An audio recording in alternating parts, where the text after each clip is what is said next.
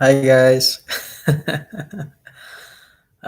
So today's gonna be kind of interesting. Um, a lot of these ideas are gonna be bouncing off of Cadell's video with Thomas Wynn on overcoming nihilism.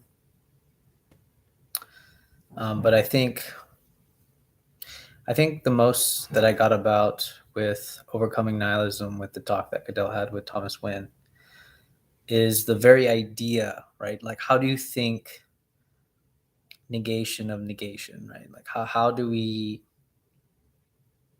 sort of live that out? Negation of negation.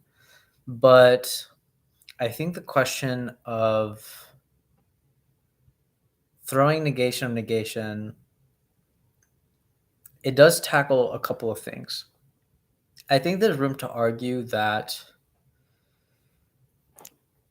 within religion, within religion and the spiritual practices, I believe there is room to argue that actually on the individual level, if an individual chooses a religion, that the religion already sort of prepares you or has like a path for you to sort of go through the idea of negation of negation. Um, Now, the problem with sort of understanding what I'm saying about that is it would have to be, obviously it's sort of challenging our typical conceptions of religion. Um, I'm going to make a horrible dichotomy here with exoteric and esoteric sides of the religion, but I would say that the more esoteric sides of religion sort of know how to hold paradoxes. So they basically know the essence of how do you play with the negation of negation, and this sort of ironically like helps you affirm something. But the problem is, right, even though religions sort of have this in their esoteric sides, what they don't, what is not there, right, is the more communal negation of negation, right? Um, a lot of the and what do I mean by that? Okay, so what do I mean by that is, like, let's say, so I would say the mystic basically embodies the idea of negation of negation. That's going to be my definition.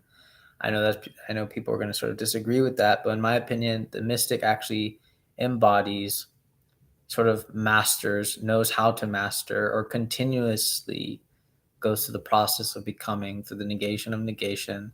And so he's just like a person that has mastered that witnessing of becoming. And he always knows that becoming itself would be subjected to becoming. And for me, this is, in my opinion, what a mystic actually is. Um, of course, there's, you know, gradations of mystics and so on, but I want to say, like, the most optimal mystic is this kind of mystic. Um, but of course, a lot of the rebuttals against mysticism is that the mystic has this tendency to not return. But in my opinion, again, the mystic, and you can pick this up from Zarathustra, right? You always have to return, right? You can't just stay. And I think actually the perfect example, um, of maybe even like some of like the mystical thinking is like exactly the interaction in the beginning of Zarathustra, where like the man of God is like telling Zarathustra to not go down there because, those men are, that civilization is just completely void and, evil, and so on, if I remember correctly. But anyways, okay, so that's some of the rebuttals against the mystic. And I do think, I mean, there's a lot of like contention about that idea about like the mystic never returns. about the mystic sort of never participating in the historical becoming, and so on. And but I think that that dichotomy sort of roots itself in like the whole individual and communal dichotomy, which obviously I am falling in towards. I am trapping myself in that dichotomy of individual and communal, where I think Shalom, he's a very sort of I think 19th century. He's a very important 19th century like kind of, I guess like Jewish mystic historicist. I don't even think that's accurate to call him a Jewish mystic, but he was a like a historic guy that recorded like the history of Jewish mysticism, and he did a lot of work on that. And basically, he says that the mystic always contributes to history. Um, it's a sort of misrepresentation to even say that the mystic by himself, sort of like going to some solitude and never interacting or something, is like a mistake. But I think the problem against that type of mysticism, the mysticism that sort of like traps itself in some type of isolation. Um, if we take becoming seriously, then we have to take the notion like if we're saying like that's a wrong type of mysticism, what happens, right, is that we are saying that there is a right way towards becoming, and then we get caught in the paradox of where we make becoming this like absolute, like our idea of becoming, basically our idea of becoming becomes like an absolute.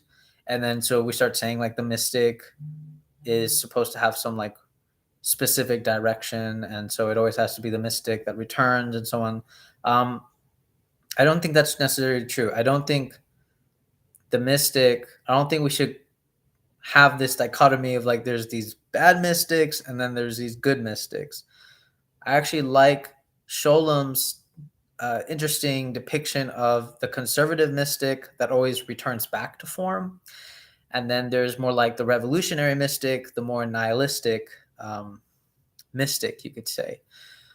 Um, but, anyways, if you really think about it, the idea of conservative and the idea of like a revolutionary mystic, and my readings of Sholem, is that it's the same thing. You are revamping something. Now the thing is, the nihilistic mystic tends to go outside the religion itself, whereas the conservative mystic tries to stay within the tradition and sort of like participate in its own becoming. Um, but I think the problem is, and I think that we need to think this through more, is that the revolutionary mystic, the one that sort of is like the heretic, the one that sort of claims authority, religious authority out of the existing authority, and then it sort of becomes something else. Um, I think, and Sholem kind of puts this in context, right? He says that actually a lot of the mystics that are heretical, um, we have to consider how the mystic participated in a certain, what was the historical context of the mystic, right? That's a very important thing, because actually Sholem cites about like two examples of the it's called Hasidism, um, where the ideas of Hasidism started coming up. And he gives an example of at one point in history it being rejected because of the historical context at the time, and then another point in history where it became accepted. Um, but he's also saying that once the mystic tends to get rejected, um, then the mystic kind of becomes exaggerated and will, uh, you know, basically create his own section, right? His own version of the religion, right? His own heretical version of it. At least this is what the other traditional Orthodox sections would call it. So that seems to be the problem, at least for religions in that sense. But I think if we want to take becoming seriously, especially if we're talking about religion, I think the question is, there's some questions that I'm sort of been populating in my head, is that, okay, one, are there really any mystics today, right? Um, Typically, we don't know who the mystics are, in my opinion, until sort of like after their death.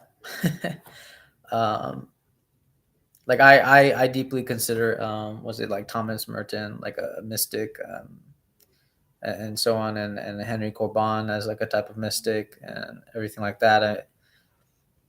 I think it's funny when you read like Thomas Merton and Henry Corbin, you get a lot of these, like, a lot of people will read Thomas Merton or Henry Corbin and be like, oh no, like their understanding of Islam was twisted, or Thomas Merton's understanding of Catholicism was weird and twisted, and so on. This I always find this like interesting engagement, because it actually shows the role of the mystic and how the mystic sort of subjects uh, the traditional authority of religion to its own becoming. They subject it through their own interpretation, through their own experience of the divine. Um, and so again, the concerns that I have with religion and the topic of becoming is, do we necessarily need a mystic? Because I deeply believe that the mystic actually participates in the religion's own becoming, either inside of it or outside of it. Um, so I think there's mystics for both inside and outside, and we need both. We need the conservative mystic and then the revolutionary mystic, as Sholem sort of dictates. Now, again, the question I'm asking is it necessary? Is the mystic necessary for religion's own becoming, right? And I mean, I've been trying to think this out in terms of, if there is no mystic, is it a question of like, is there no becoming? Or is it that actually there's always becoming, and then sort of like the mystic sort of helps us keep pace with that becoming, I think that's probably a better way to look at it. Like, the mystic helps us keep pace with that becoming, rather than us being sort of resistant to it. um and I think for people that might be religious and sort of against this idea of how nihilism participates in our own becoming, is that uh, I thank Michelle for this, because she showed me a section of Thomas Merton's explanation on symbols, or like the decadence of symbols, where actually the mystic will sort of attach new meaning to the symbols, or invent new symbols and attach old meaning. So again, it's this way of, and I think religion needs to stop thinking uh, value. Actually, it needs to stop thinking values, because Nietzsche already shows the the devaluation of all values, right? That's sort of how the value constantly debases itself. What we need to start thinking in religion is how the symbolic functions, right? The sort of the symbolic realm functions. Because if you actually think how religion is all based on symbols, symbols symbols are literally the embodiment of how value can never, like, how value always debases itself. Like symbols, and I borrow Jung's definition of symbols, where symbols cannot be defined. They have like this ceaseless interpretation, and it's because of this ceaseless interpretation, symbols embody the very thing of becoming. um, and I think what symbols can provide for religion is something static, right? But the insides of the symbol is always becoming, right? Um, and I think that's the problem with. I think maybe that's the problem that some people have with with religion, or not with religion, but what people have with like accepting, like how, a lot of the thing is like, how do you overcome nihilism? I don't, again, I don't think, I think religion has always approached it as like this way, like how do you overcome nihilism? you, I think I was, you don't overcome nihilism, and that's not really my idea. But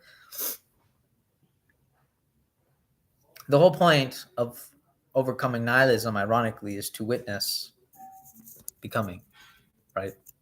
Which is not by overcoming nihilism, but you sort of embrace nihilism within the sort of symbolic framework.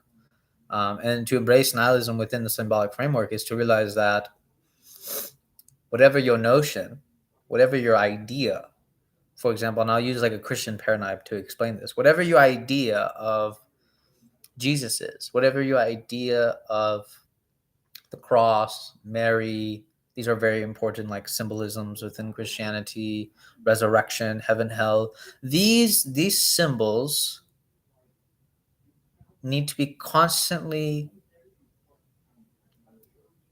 becoming, sort of constantly annihilated, attached with new meanings, new conceptions. Um, you could say actually the reason why some people have some resentment about religion and so on is that actually it's because the religions themselves have sort of refused to participate in their own becoming. But the problem is you can't really refuse becoming. It's just going to keep happening. Um, the but the issue is it's sort of the becoming will not be the becoming will sort of manifest itself in the other, I think. And I think that's why it's like the becoming is still going to happen. But if you refuse the becoming, in my opinion, it's going to manifest itself in the other.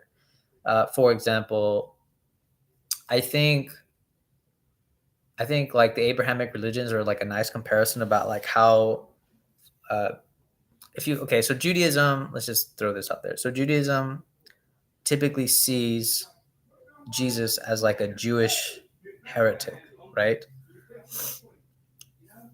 But because they sort of refuse this um, paradigm of Jesus and what he's saying and anything that he's contributing to Judaism, Christianity becomes that manifestation of the other, right? Because they refuse Jesus, because they refuse his new addition to Judaism, right? His new provocation, it becomes manifested in the other, right? It becomes Christianity. This refusal makes it become Christianity. And so Christianity sort of builds its identity off of the refusal of Jesus, right? Like Jesus being crucified, and then Jesus coming back. So it builds its identity off the refusal. Now Islam, right? Islam, interestingly enough, actually builds its identity off of how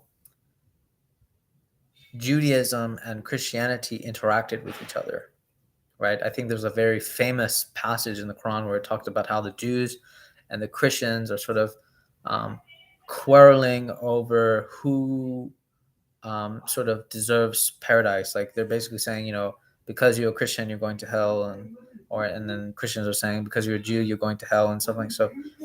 So like all these sort of talks about who deserves what because they're a part of a certain religion, and so on. So you seem like Christianity sort of, I mean, Islam sort of builds its identity off of that, but it's when sort of you could say it's when also when Christianity sort of refuses the idea or the concept of another prophet, right? And it's and I've always found like the Abrahamic religions like such a very fascinating and ironic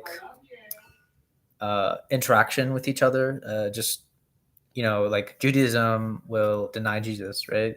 But Christianity will deny Muhammad. Like it and yet when I have these conversations with like Christians and stuff, and other people of various religions, like it still like seems like they still feel like they are in the better position than the other religions.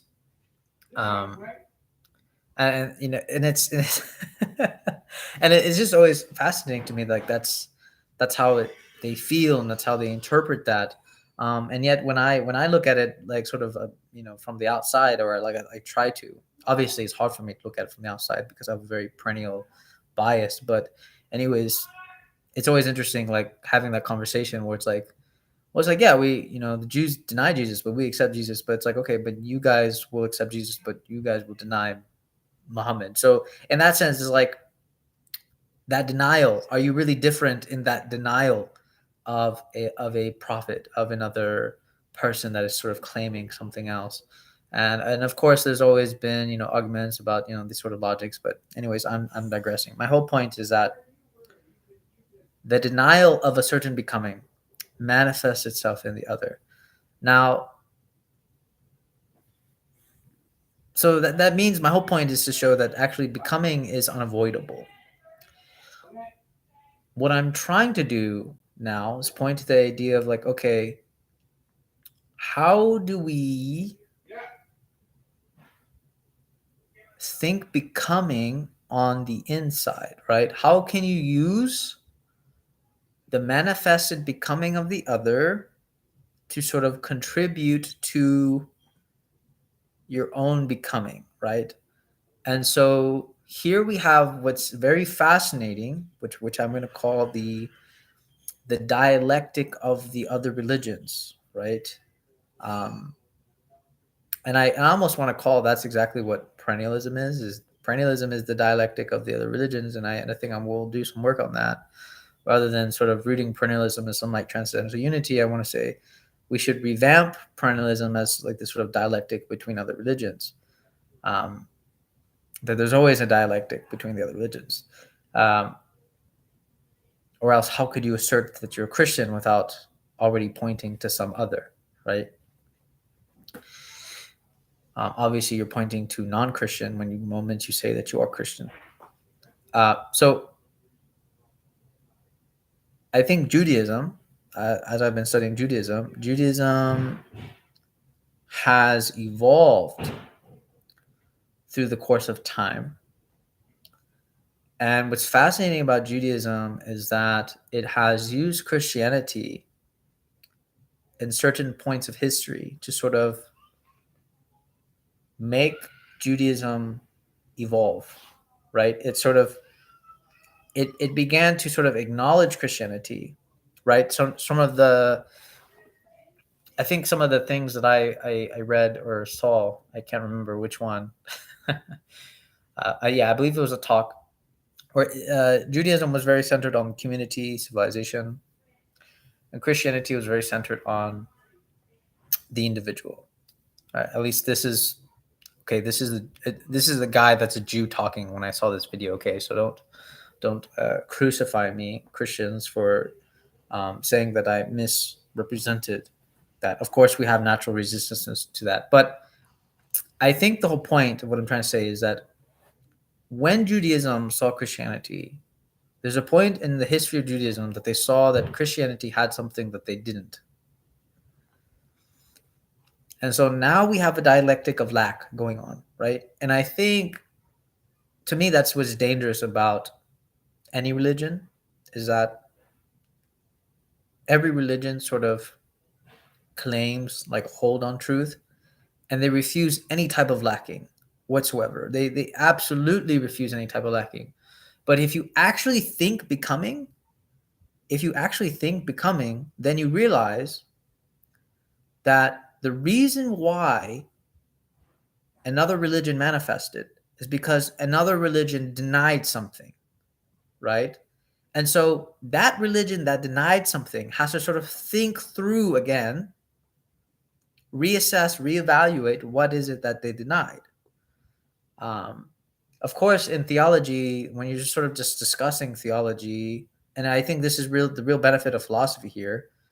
Of course, when you're discussing theology, it's like, well, when I say this, I'm not not asking the Jews to accept Jesus as God and prophet. I'm not actually asking that.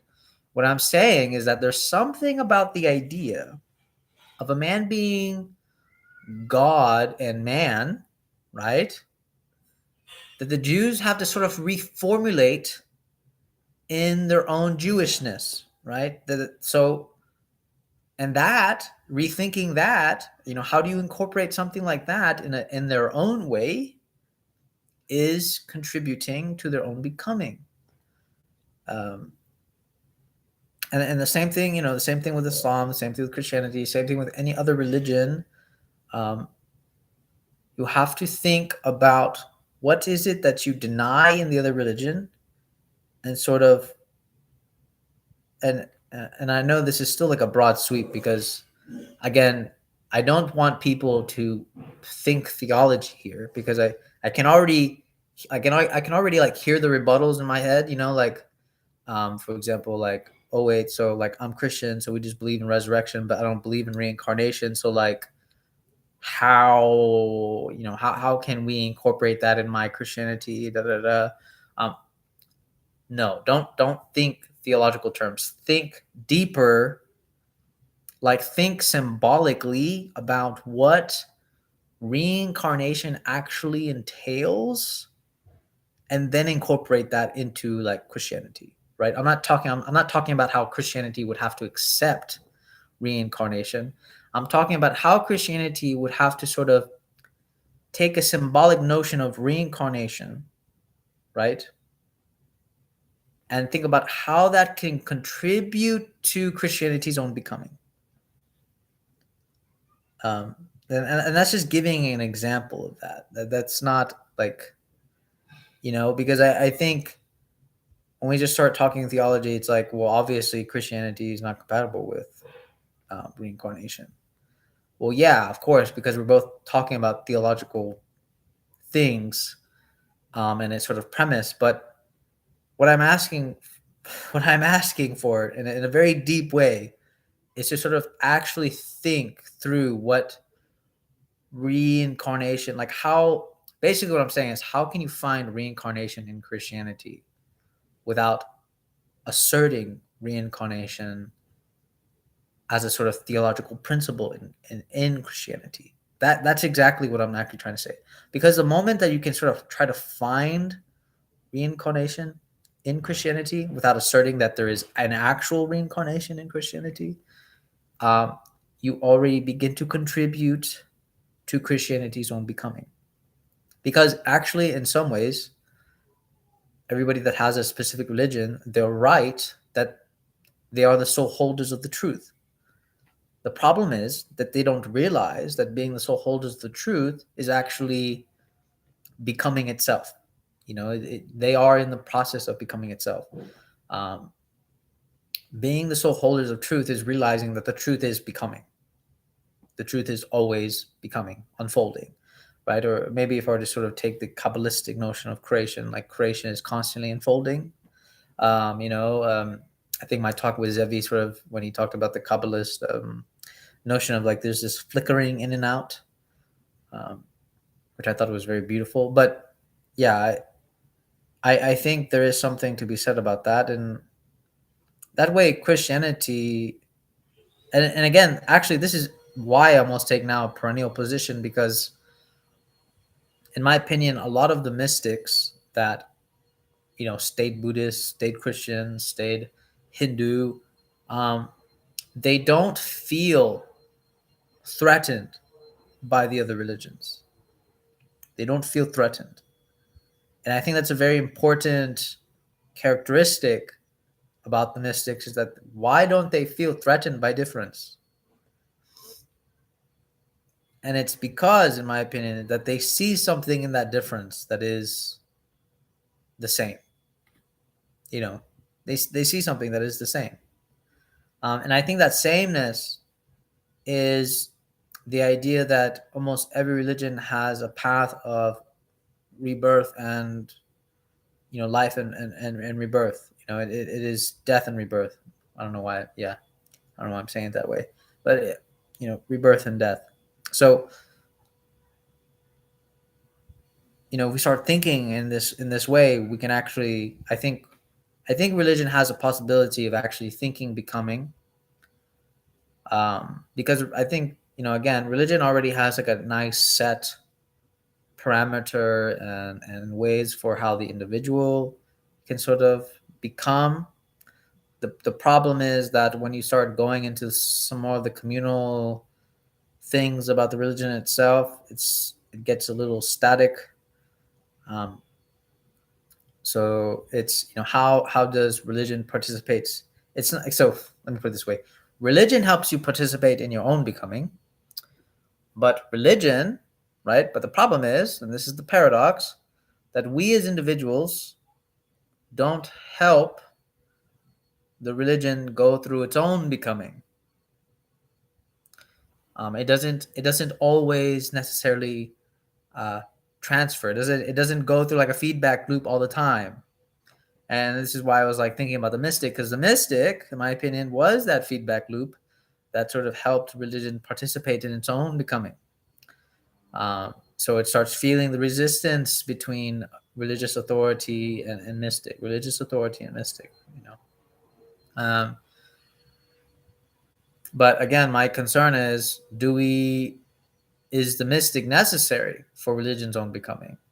And I think so far what I've proposed is that even though the mystic is probably indeed helpful and probably indeed preferred to sort of help us think through religion's own becoming, uh, I still think it is possible, because we have a sort of, the advantage that we have as human beings is that obviously we have the point of history, right? We can look back um, so many years. We have the advantage of history to help us think how religion can think becoming.